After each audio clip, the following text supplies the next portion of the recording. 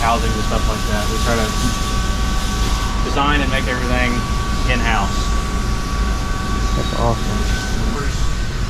I started. This is all the individual parts and pieces to every blower. I mean, this just kind of shows, you know, there's maybe only, you know, 20 blowers in our app guide, but there's 3 different rotations, there's 3 different clockings, there's different compressor housings depending on what brackets it's going on. If it's like a GTO to a Corvette, that kind of stuff, you know, forward, reverse, black, polish.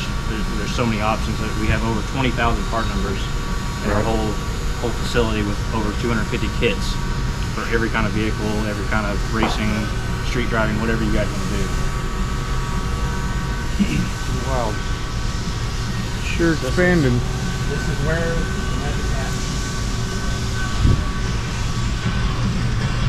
Everything in here. This is every ProCharger that goes out of here is assembled in here. It is, yeah. This is actually where I started. I started, you know, building blowers here, you know, worked up, built the race drives, and then moved over into the tech side. You ever miss coming out here and putting your hands on it? Yeah, it's definitely down and getting dirty sometimes is the difference. I'm one of them guys. I don't do sitting at the desk. I'm better using my hands. Yeah. This is Tom. He's our blower room manager. How you doing, buddy? Hey, how you doing? Nice to meet you. Nice to meet you. You got a pretty awesome car. The new one's going to be awesome for sure. Oh, yeah, we haven't seen the new one yet. Yeah, it'll be done. It'll be out in about a month. Nice. I'll show you a sneak peek. Oh, cool.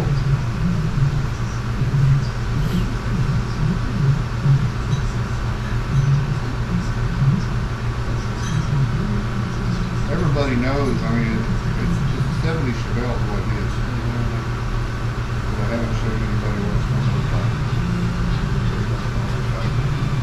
Oh, man.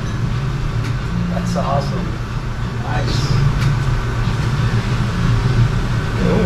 Thanks, man. I feel like I know something now.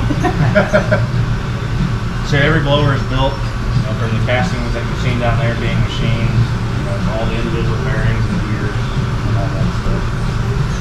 So do you make any of the 140 dash over black? We have not normal, but guys have requested it. It's very custom. Yeah. And just for what you guys are doing, it's kind of hard to do that because you are sending it in for service because you're racing so much. We have, you know, came a long way on durability, you know, we're super durable compared to other things out there. I mean, I just had to ask. I'm good. Yeah. I'm good with mine the color they are because it kind of everything under my hood is either black or that color. So It's mainly show vehicles that get it, you know. Yeah. Because I mean they need maintenance, but the more we take it apart and put it back together, it's just the finish will just gonna get. Well, the 140 I just brought back in to have upgraded is polished. Oh, is it? And I think that was at the time. Yeah. That's all they had. Yeah. Trying to get me one in a timely Yeah. manner. I mean we'll do it. It's just it makes it more challenging. And no, it's not a big deal. I was just curious. I had to ask that question because I like black shit. Yeah. This way. That's all our finishing colors. Just to kind of show you everything from So 144.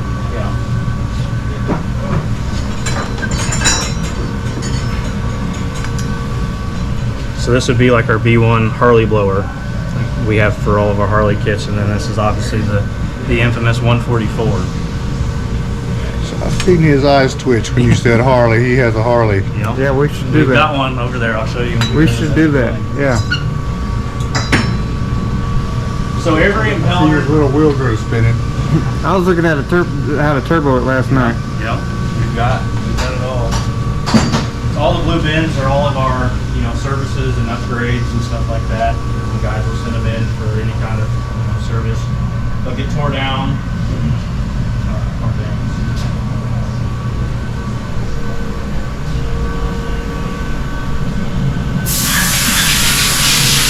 So all those blue bins you guys see are service bins. So when a blower comes in for any kind of service, repair, upgrade, inspection, anything like that, We'll tear the blowers down all the way completely to, you know, what you would see on the bench. Every part gets ultrasonic cleaned. We check all the bearings, make sure there's nothing loose, tight, nothing's going on with it. The gears are all still good. And then you'll get an inspection report. Tom will call the customer or you guys, let you know what goes on, and we'll turn them around and get them fixed and get them shipped back out. Generally, we can get stuff done in about a week's time. Stuff can be rushed. Which is way faster than anybody else is getting stuff done nowadays. And all the impellers you see are all balanced. As you can see, some of them have the balancing marks and stuff like that. And what we like to kind of tell people is, you know, if you think of a paper clip is 10 grams. All of our impellers are balanced to the gram. We have our high-tech balancing machines in here. They'll spin the impeller up to speed, and then they'll balance them up to a milligram. And that's for everything from the little Harley blowers all the way up to the big ones. So he does all day long and just stands there and balances impellers. He'll machine the impellers, he'll run those machines out there like you've seen, and then he'll come in here and balance them. And every impeller is serialized. So if something happens, you know, the blower, you know, catches on fire or breaks or something like that, you can't see the tag or anything. They're serialized, every impeller, and then we have build parts for every blower, and we can match that to see if something happens, or if someone's trying to do something, you know, sketchy, or if they've took it apart and tried to rebuild it themselves and bought someone else's impeller and stuff like that. And then once every blower is built, we'll go to this room. Our dyno run-in room. Every blower that we build will go through a run-in procedure. So when the case halves are built, they'll go through a pressure test to make sure seals and everything are good. And then they'll come in here, and our small blowers, like our P1SC, D1SCs, Harley blowers, Honda blowers, they'll go on this electric run-in stand for testing of functionality and sound. All of our blowers have to be at a certain sound decibel, depending on if it's a spur or helical blower. So obviously a spur blower is always going to be louder than our helical blowers. Our helical blowers have to meet a decibel rating before they can go out the door. So they'll all be run on that. And then everything F-series related, so F1, F1A, F2, F1X, F3s, you know, from the 102s all the way up to the 144s, they're all ran on this engine stand. So obviously the blower is a Scoggen-Dinky motor that we just actually got this year. It makes right at 1,200 horsepower on pump gas. It's got a 121 air water on it.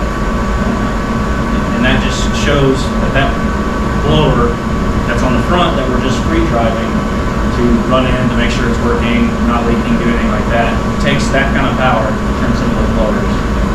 You know, an engine like you have with your Dash 1, you know, that motor probably base power makes almost 1,300 horsepower without the blower on it. And it's poly EFI, like I said, 1,200 horsepower on pump gas.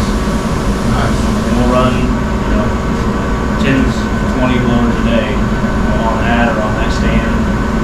And then we do have marine development that we do too. We have a whole marine side. And that's what we use this application for.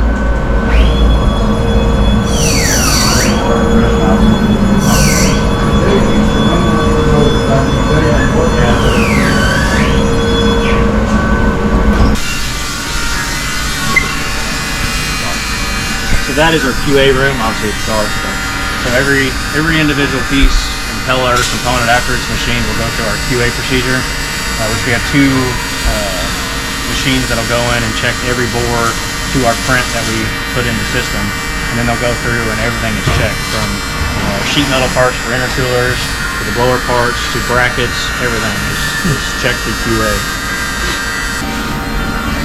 So back to, you know, everything is US made. All of our intercoolers are hand welded. There's no machines. It's all by guys. Obviously cores will get in. Also USA cores. Nothing is imported. Welds 4 or 5 intercoolers a day, everything from, the small Harley intercoolers up to the air-to-water intercoolers that we have, the sheet metal intakes for the C7s and C8 cars, all that stuff. That is awesome.